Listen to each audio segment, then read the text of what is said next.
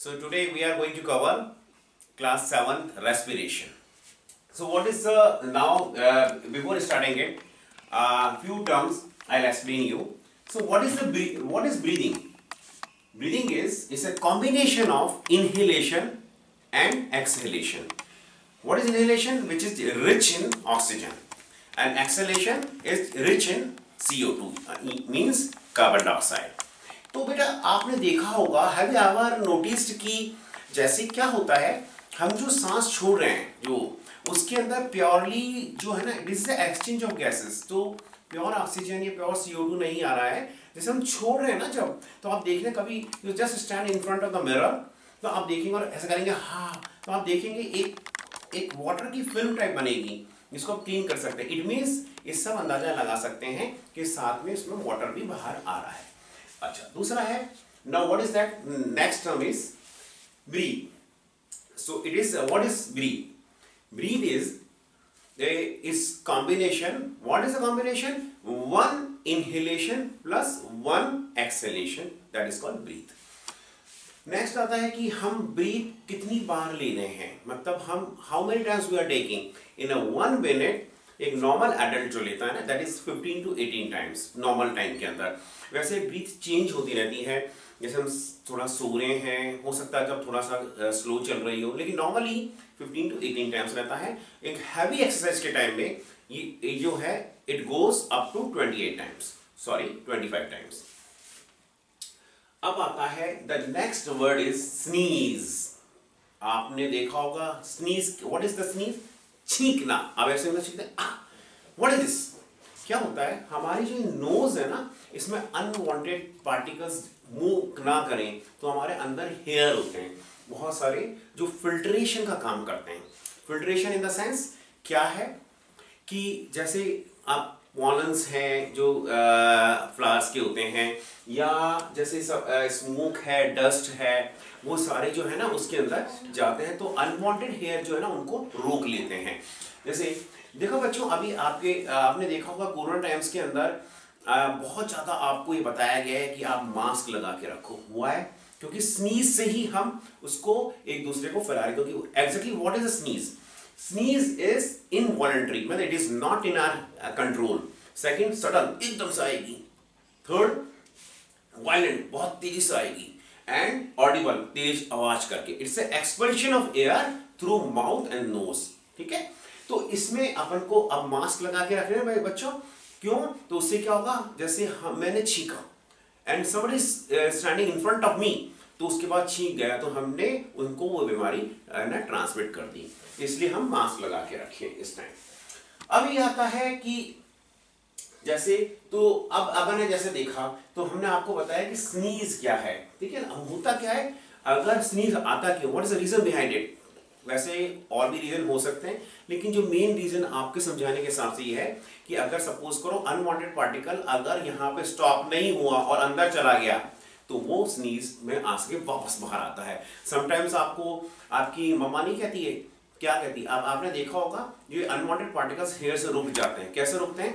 क्योंकि अब sometimes you are sitting and what you do, you doing cleaning your nose. तो आपको teacher या आपको मदर आपको कहती है, ए गंदा बच्चा, what are you doing, go and wash your hand. क्यों? तो वो जो पार्टिकल्स जाके अनवांटेड पार्टिकल्स इकट्ठे हो जाते हैं, उनको हम क्लीन करते हैं. नेक्स्ट आता है जो है क्रैम्प.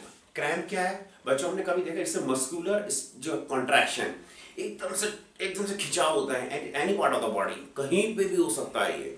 तो उसमें अपन क्या करते हैं, होता क्या है कि रीजन क्या होता है उसके पीछे, कि अभी मैं आपको आगे बताऊंगा, मैं जो एनारोबिक रेस्पिरेशन समझाऊंगा उसमें क्या होता है. हमारी जो मसल्स है ना, उनमें जब हम हैवी वर्क करते हैं, बहुत ज्यादा हैवी एक्सरसाइज कर रहे हैं या कुछ कर रहे हैं, तो उसमें जो है एनर्जी एक्स्ट्रा चाहिए होती है.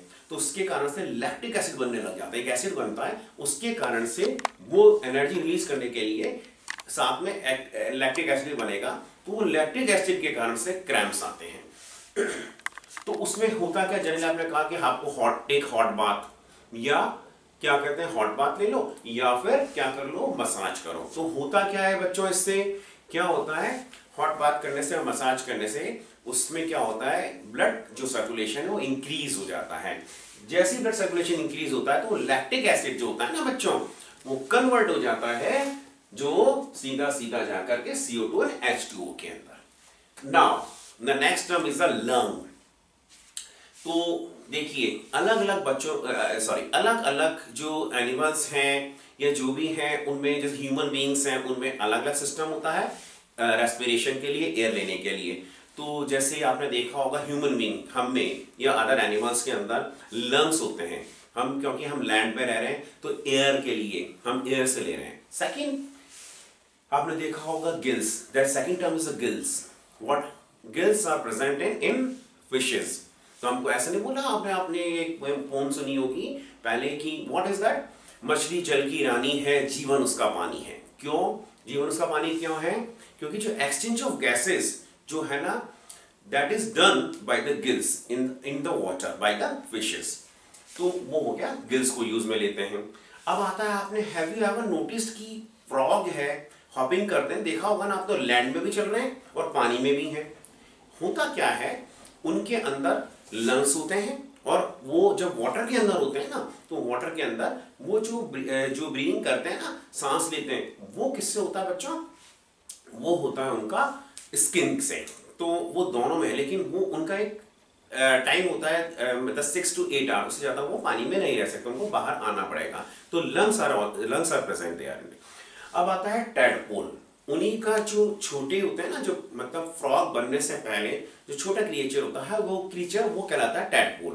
तो टैडपोल के अंदर एक पर्टिकुलर स्टेज पे लंग्स और गिल्स दोनों प्रेजेंट होते हैं और बाद में वो लंग्स प्रिमिटिव क्या कहते हैं, जो गिल्स हैं वो प्रिमिटिव लंग्स में कन्वर्ट हो जाते हैं और बाद में वो फिर फ्रॉग बन जाता है। नाउ तो अपन आते हैं अपने topic respiration. So what is a respiration?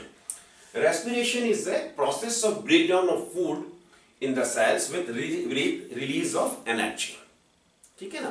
तो क्या है कि जो ग्लूकोज, देखो आपने लास्ट चैप्टर में हमने पढ़ा था कि जो ग्लूकोज है, जो हमारा बन रहा है ग्लूकोज, वो ग्लूकोज का ब्रेकडाउन होगा तो एनर्जी कैसे मिलेगी?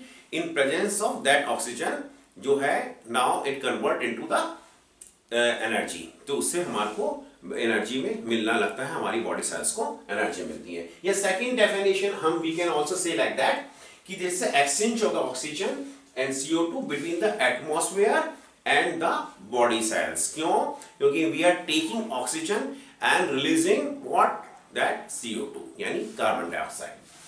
Third one is the next definition we can also say like that, it's a diffusion of oxygen from alveoli to blood and CO2 from blood to alveoli।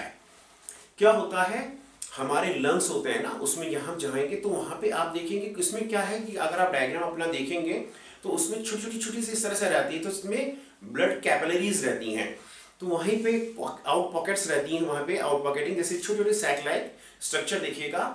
वो alveoli क्या करती है, उसमें ऑक्सीजन जो है ना सांस को ब्लड में देती है और ब्लड से सांस वापस लेकर के और इसमें आके वापस नाक से छोड़ देती है। तो this process is also called respiration. Now अब हम आएंगे एग्जैक्टली कि what is respiration, how many types of respiration. So first is aerobic, second anaerobic and third is artificial. So what is aerobic? Aerobic means in presence of oxygen। Anaerobic को दो में divide करेंगे हम, without use of oxygen and in absence of oxygen। अब क्या है, अगर when glucose is divided into CO2 and H2 and energy, that is called aerobic respiration। okay? और जब anaerobic respiration जैसे yeast होते हैं, तो yeast क्या करते हैं, उनमें जो ग्लूकोज है वो अल्कोहल, CO2 और एनर्जी रिलीज करते हैं। इसी तरह से जो एनारोबिक रेस्पिरेशन, जब मसल्स होती हैं, जब we are doing heavy exercise तो हम थक जाते हैं, तो हमारी जो मसल्स हैं उनको एक्स्ट्रा एनर्जी की जरूरत होती है। इन ड्यूरिंग दैट टाइम जो है, उस समय ऑक्सीजन अगर नहीं रहती है तो मसल्स जो होती है ना, मसल्स के अंदर जो एक्टिविटी जो एनारोबिक रेस्पिरेशन से होता है, तो उससे लैक्टिक एसिड बनता है प्लस एनर्जी रिलीज होती है। Now third one is the artificial respiration. आपने अधिकतर मूवीज में देखा होगा, कई मूवीज के अंदर आपको देखने को मिलते हैं कि क्या है कि मतलब जो एरोबिक एनारोबिक रेस्पिरेशन क्या है, दैट इज एक्टिव, जिसमें हम खुद ले रहे हैं और जो आर्टिफिशियल रेस्पिरेशन जिसमें कोई व्यक्ति दूसरा व्यक्ति हमको दे रहा है। तो it is given by the trained persons like doctors, nurses and health workers, जो कि ट्रेंड है इसके अंदर। आपने मूवीज में देखा होगा जैसे कि माउथ टू माउथ, अगर वो कोई ले नहीं रहा सांस तो माउथ टू माउथ दे रहे हैं, या जर्क्स देके दे रहे हैं। एंड थर्ड वन आपने बहुत सुना होगा एक टर्म वेंटिलेटर।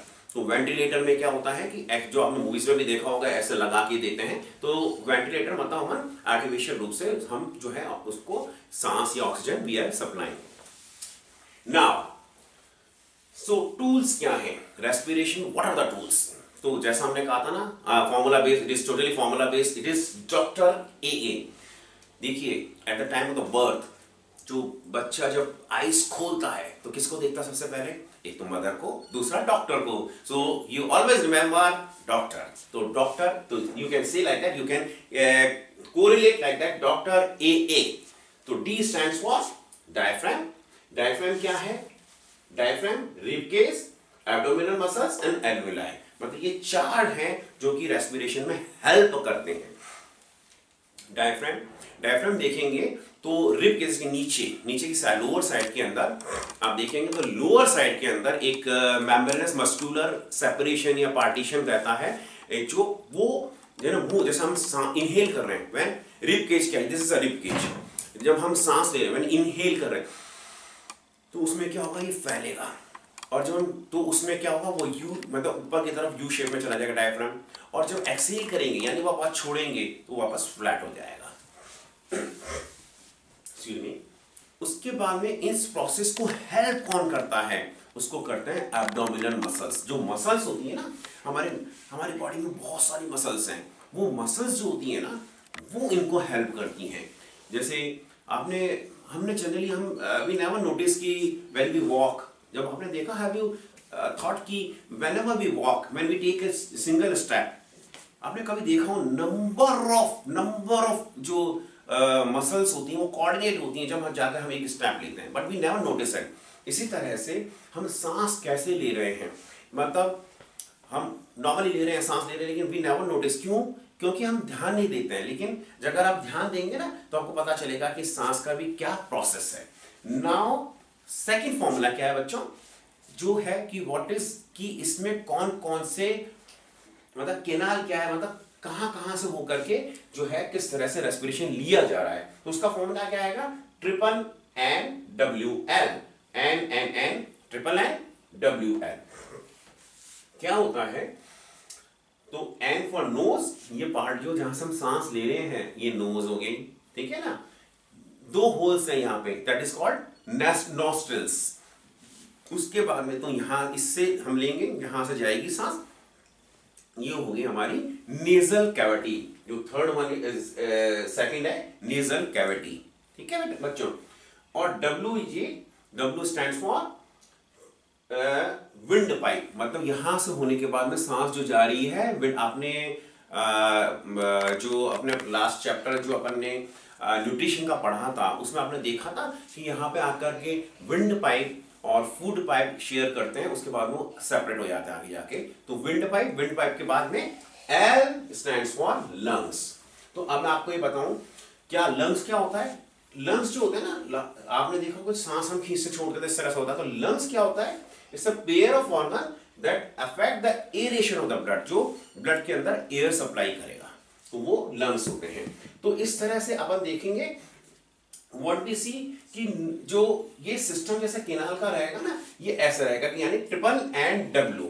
हाँ, one thing I would like to say you कि देखो आपने क्या, अपन ने न्यूट्रिशन में क्या देखा था? न्यूट्रिशन में था दो ओपनिंग थी। One opening from that is called, क्या कैसे ओपनिंग थी? हाँ, एक और मैं बताना चाहूंगा, आई एंड ई। जैसे आपने देखा था इंजेशन उसमें, और देखा था इजेशन। इस तरह से अपन कोरिलेट कर सकते हैं। इन मतलब इंजेशन मतलब लेना, इजेशन मतलब आई और ई वर्ड को इस तरह से करें तो इधर भी क्या आ रहा है?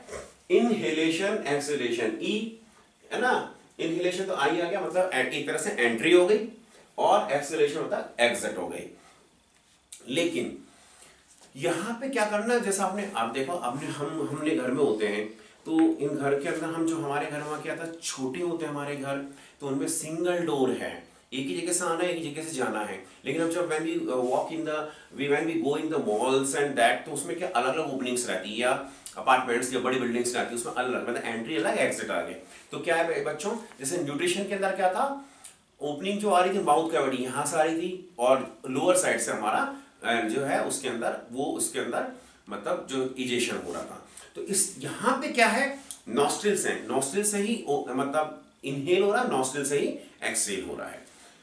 तो hope you have liked it this video. If you have enjoyed it, please like, share and also subscribe our channel, and get ready, we'll definitely come with another video in the class 7th also, and other classes also. Thank you very much.